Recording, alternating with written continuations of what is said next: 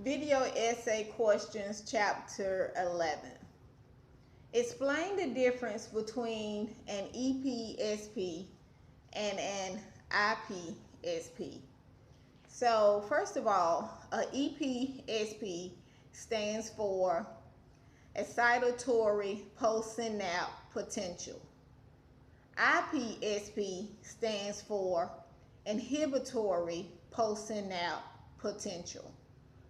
So the difference between the two, the EPSP is a depolarization of postsynaptic membrane.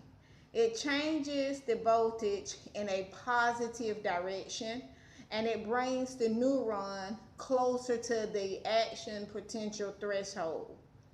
The neurotransmitter binds to chemically gated channels, allowing sodium and potassium to pass simultaneously. The IPSP is a synaptic potential that makes the postsynaptic neuron less likely to generate an action potential. The hyperpolarization of the postsynaptic membrane changes the voltage in a negative direction.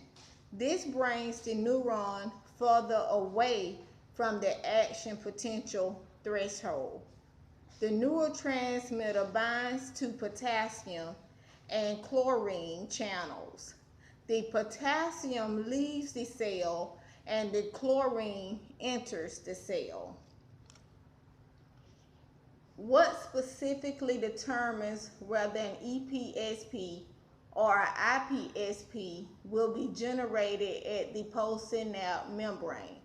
Well, this will depend on where the neurotransmitter binds on the postsynaptic membrane. Each neuron axon hillock keeps a running account of all signals it receives via the temporal and spiratal summation. Since at any moment a neuron is likely to have thousands of neurons releasing neurotransmitters at its surface, how is neuron activity determined? Well, it is determined by the sum of EPSP and the IPSP reaching the threshold. EPSP must overcome IPSP that surpasses the threshold, generating the action potential.